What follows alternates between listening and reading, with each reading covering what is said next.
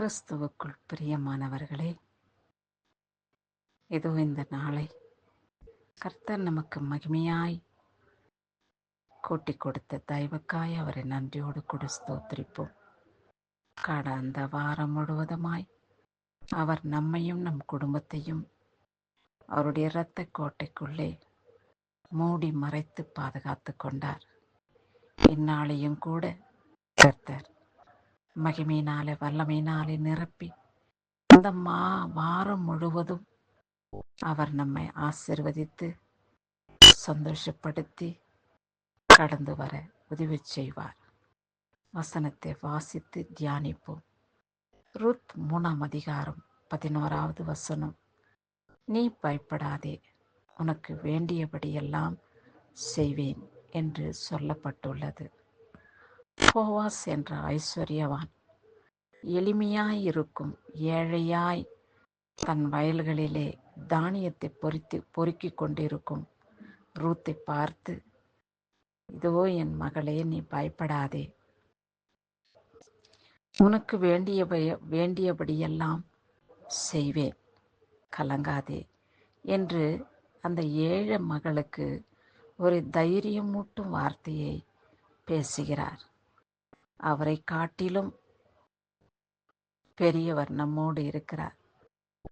போவாசை உருவாக்கின தேவன் நம்மையும் பார்த்து சொல்லுகிறார், மகனே, மகளே, நீ பயப்படாதே, உனக்கு வேண்டியபடியெல்லாம் செய்வேன் என்று அவர் நம்மை பார்த்து சொல்லுகிறார் என்ற நோக்கத்தோடு நாம் அவருடைய சத்தத்துக்கு செவி கொடுப்போம்.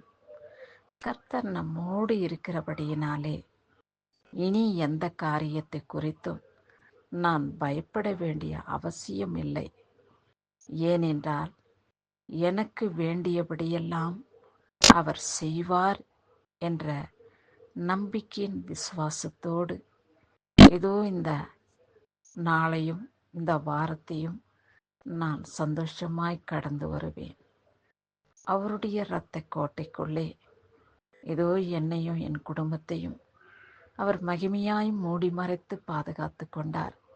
கடந்த வாரம் முழுவதுமாய் எந்த தீங்கும் துக்கமும் பொல்லாத மனிதர்களுடைய வேதனையும் சோதனையும் இதோ கர்ச்சிக்கும் சிங்கம் போல் சுற்றி திரியும் சாத்தான் பிடியிலேயும் நாம் அகப்படாதபடி ஆரோக்கியமான சரீரத்தை கொடுத்து மகிமையினாலே வல்லமையினாலே நாம் கடந்த வாரம் முழுவதுமாய் கடந்து வந்தது போல இந்த புதிய வாரத்தையும் கூட இயேசு கிறிஸ்துவின் மகிமையுள்ள நாமத்தினாலே கடந்து வருவோம். கிறிஸ்துவுக்கு மகிமை உண்டாகட்டும். இயேசுவின் நாமத்தினாலே அவருடைய நாமத்தை சொல்லி அவருக்கு சாட்சியாக இந்த பூமியிலே வாழ்ந்து வருவோம். ஆமேன்.